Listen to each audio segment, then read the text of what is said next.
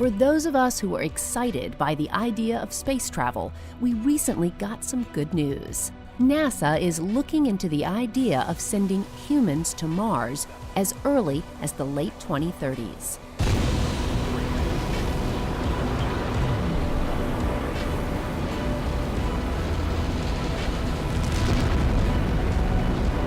That means ideas and hardware designed to get us to Mars is now being ramped up to meet this challenge.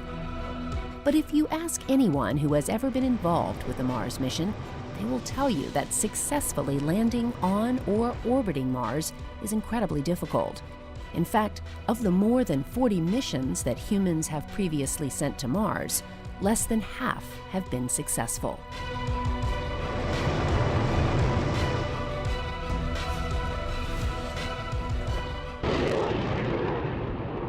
One of the major challenges that face NASA researchers is how to deliver heavy equipment and people safely to the surface of Mars. Popular movies and science fiction articles make landing on a planet look easy, but in fact, that is one of the hardest elements to achieve. There are a host of aerodynamic and physics issues that engineers need to overcome. First and foremost is decelerating a spacecraft, traveling many times faster than a bullet, and allow it to gently land with precision onto another planetary surface hundreds of millions of miles away. To date, the maximum weight we have landed on Mars is about 1 ton, but when humans arrive, we'll need to land 15 to 20 tons onto the surface. The only way to accomplish this feat is to innovate and come up with a new strategy. A small group of dedicated NASA engineers, researchers, designers, and craftspeople are currently working on making a safe entry into the Mars atmosphere possible. The technology is called HIAD, for Hypersonic Inflatable Aerodynamic Decelerator, and it promises to redefine how we deliver spacecraft to Mars and other planets with atmospheres.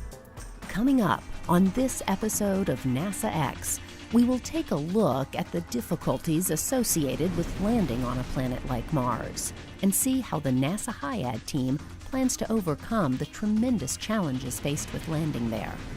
We will also visit the labs and partner companies who are helping to build HIAD and see firsthand what true innovation looks like.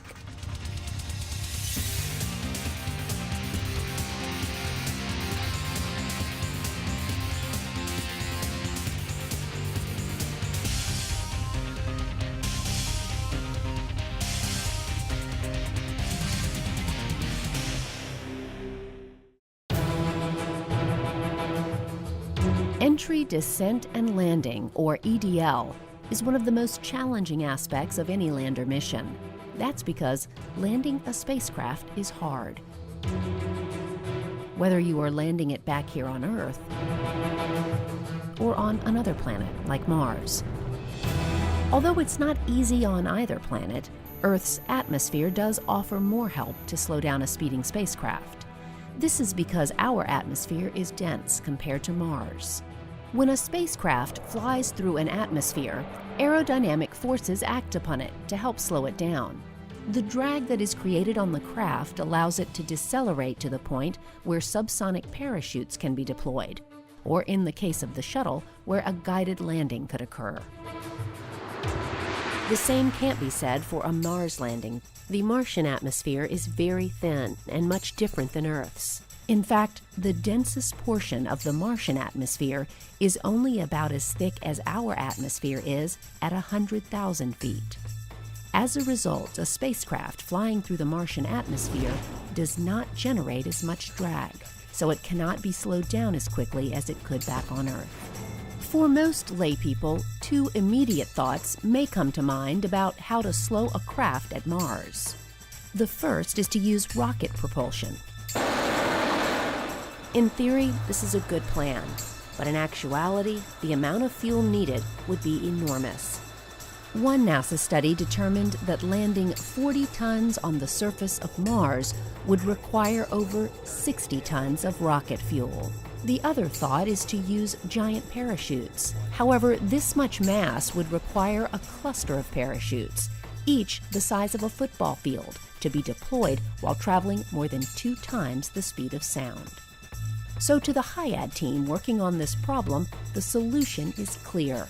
Use a larger vehicle so that the Martian atmosphere slows us down higher up in the atmosphere. Previous missions have used the atmosphere to successfully slow a craft, but the mass and entry speed of these spacecraft, coupled with the thin atmosphere, limited landing areas to only the lowest elevations on the planet. In fact, currently only 40% of the Martian surface is accessible for 1-ton payloads. Clearly, these are major issues that must be overcome before we can send larger payloads and eventually humans to Mars. So how do we overcome all these obstacles? Here at NASA, a group of engineers and researchers are working on that exact problem, and they have come up with a solution that looks like the most viable option available to us. They call it HIAD, or Hypersonic Inflatable Aerodynamic Decelerator. Here is Dr. Neil Cheatwood to explain. If you look at how we get to Mars now, we're using the technologies that we developed back in the 60s and 70s for Project Viking. That was the first time we successfully landed on Mars. Way back when, in the 60s and 70s, Project Viking had a technology development effort, and that's where they developed a thermal protection system. It was known as SLA, Super Lightweight Ablator 561V for Viking. And we've been using that for every successful mission to Mars up until our most recent venture, the Curiosity rover. So we had that TPS that was heritage from way back when. The disc gap band parachute, the supersonic parachute, was developed under the Viking program. And we're still using all these things. We're still flying the same aeroshell four-body shape that we had from Project Viking. So we've been living off of that heritage, off of that legacy. But with the Curiosity rover, we basically landed as much mass as we possibly can at Mars, at least at that altitude. If we tried to land more, we would end up hitting the surface before we achieved all the sequence of events that we had to achieve in the timeline. If we wanted to land that same rover at a higher altitude, also we would run out of time. We would hit the ground before we finished everything we needed to do. And so that was our motivation when we started looking at Irby, the first Irby mission.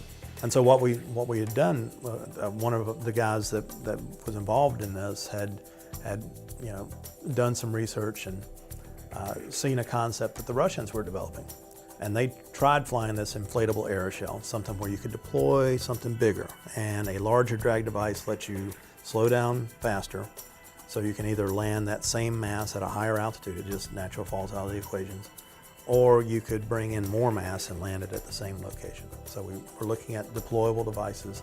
The Russians were looking at this inflatable aeroshell, but they covered theirs with an ablative thermal protection system, and we were concerned that maybe that wasn't the way to go. And so we started looking at a one where we could just make it bigger so that we could keep the heat rate down lower and not use an ablator. But with the human scale, now you want to land 40 metric tons, or certainly at least 20 metric tons. And it's like, holy cow, how are you going to do that? Let's talk some numbers. With the Curiosity rover, that mission, the Mars Science Laboratory, is the largest aeroshell we've ever built. So the aeroshell is what protects us when we go through the atmosphere. It's a cocoon for our payload, for our science. So that structure, that protects that, and to protect the structure, we have to have that heat shield that protects us.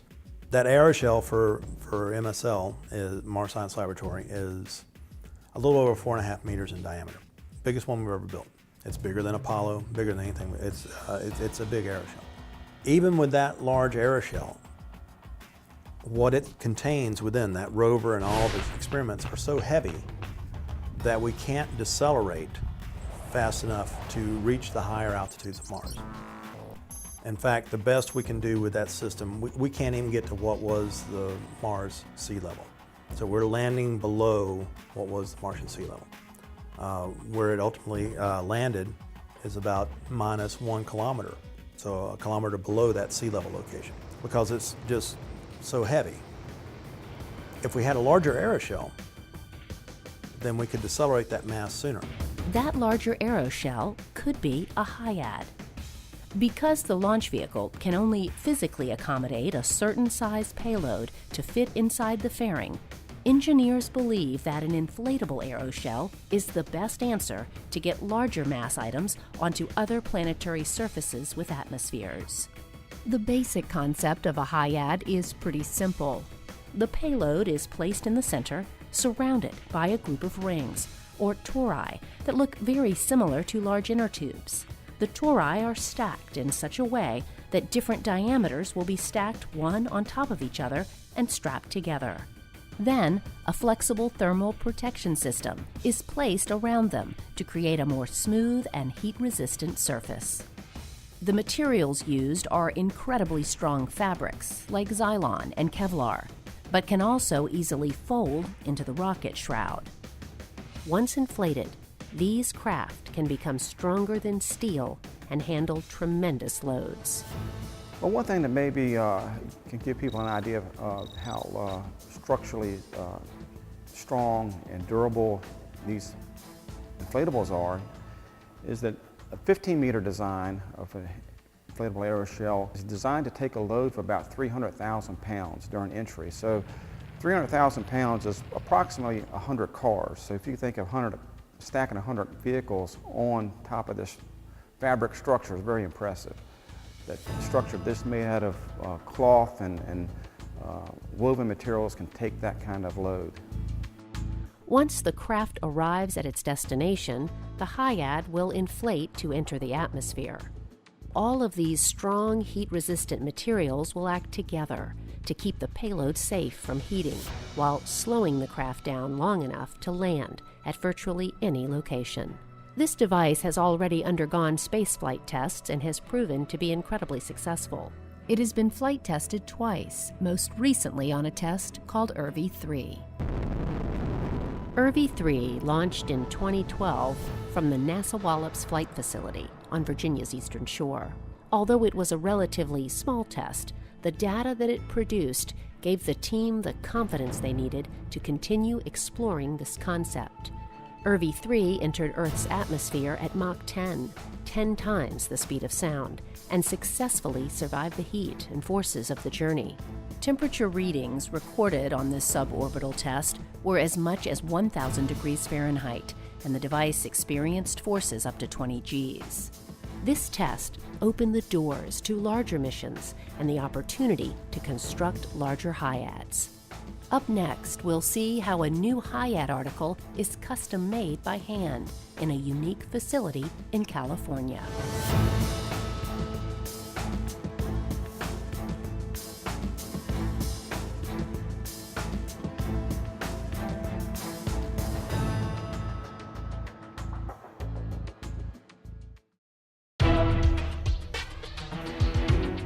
When you think about building a craft to travel to other planets, you may think about men and women in pristine buildings coming up with designs and concepts on the computer, then high-tech machines and tools used to help put them together.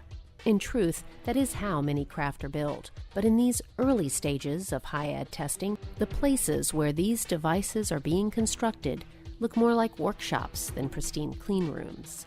And although the men and women working on this concept are using computers to aid in their development, there are also skilled craftspeople that are putting together these devices just like a fine tailor may put together a suit. Here in this nondescript building in California, you can see how these fabric pieces are put together. They're tailored. It's an art form. I mean, you can't just plug it into a computer and spit it out and make this. There's a hands-on, huge hands-on influence, and that's mostly where my side comes in, communication with how to build these things, figure out how to get the finished product we want from materials we've never worked with before in our lives.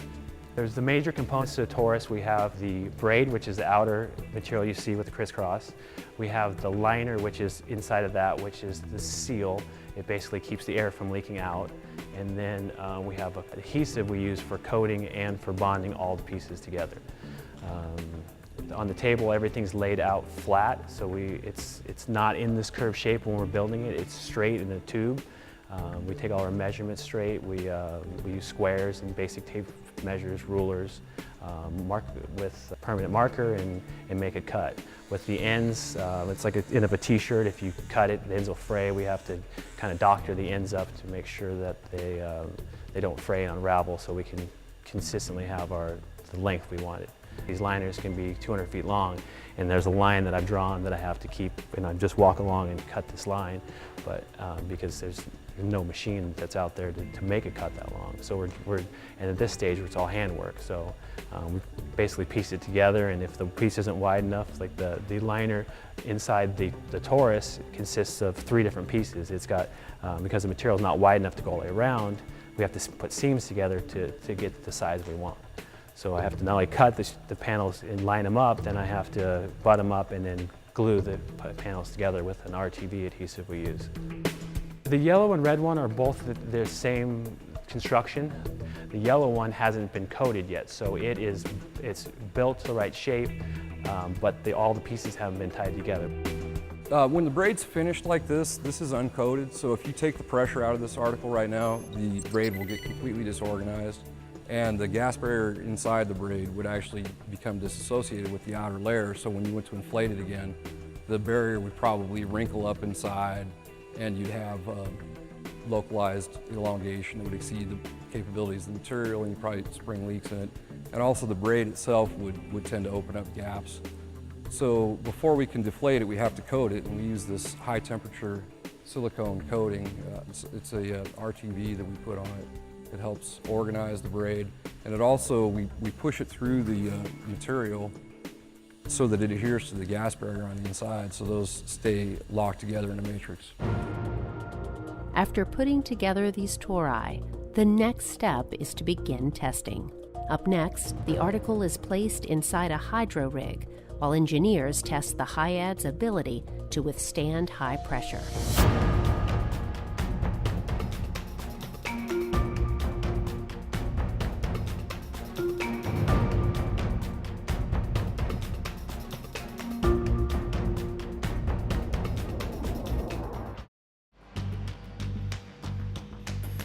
Yesterday we were performing a test to prove that the article could take a certain amount of pressure inside of it. I have to work around this thing. As the pressure gets increased in them, with air inside of it, if it pops, it's like a balloon. You pop a balloon, and even though it doesn't have much pressure in it, you pop, it makes a loud noise. There's this energy going somewhere. If you take a water balloon and put it underwater and pop it, the only thing you're going to see is you're going to see the outside of the balloon just kind of disappear. You're not going to have any of this effect or movement. So what we were doing is we were testing the article to a high pressure that we calculated would be good to, but we don't want to test it with air, because if it did pop or rupture or have a failure, then it would be like a balloon on steroids. So by putting it underwater, filling it with water, taking it to a pressure which is higher than we would ever operate it at, we have that cushion and that comfort level. I can stand next to it and know that it's safe to operate and be around. So as lead for the inflatable structures development, I'm working with a group of engineers. We're doing analysis work to structurally analyze the design to make sure it can take the loads that are being applied. We have to also look at the thermal properties of the material so it can withstand the heating environment. And we're also doing a lot of material testing. So everything from testing from the strength of materials to being able to withstand the temperatures. The team has good data about these smaller tori, but if we are to use this concept to eventually land humans on Mars, we must get these sizes much larger. One thing about soft goods is they're hard to characterize. We have a lot of analytical models that we have pretty good faith in now that we've developed over the course of the HIAD project. But still, as we make these large jumps, there's not a lot of faith in them. And so the only real way to get data is to build these things and test them. The tori stack that is being manufactured here in California is the structure, the interior piece of the HIAD. But the flexible heat shield, the external piece, is being designed and built across the country in Dover, New Hampshire. At this facility, a small team is developing the process that will be used to sew together the cutting-edge materials used on the exterior of the HIAD structure. Because the external shielding will see the highest temperatures, It must be made from materials that can withstand the massive heating environment the HIAD will encounter. Flexible thermal protection system is part of a re-entry system that could be used to bring things back from the space station or ultimately go out and provide larger payloads out to Mars. It incorporates a thermal protection system outer layer with an inflatable interior portion which provides the shape and stability. The fabric is silicon carbide, which allows it to take the high heat loads, unlike other materials that we've tried past. The insulating layers are carbon felts and an aerogel material. They're backed up by a gas barrier, which prevents any gases flowing through the entire system. So the highest temperature rated materials on the outside, and then insulators to prevent the gas barrier from overtemping. Although this material is incredibly resistant to heating, it is somewhat challenging to manipulate in the construction process. That difficulty has forced this team to come up with innovative proprietary sewing and manufacturing procedures to outfit the HIAD. Once the outer shell is married with the internal structure, you have a very strong, heat-resistant cover that can be folded and packed to fit within a rocket shroud.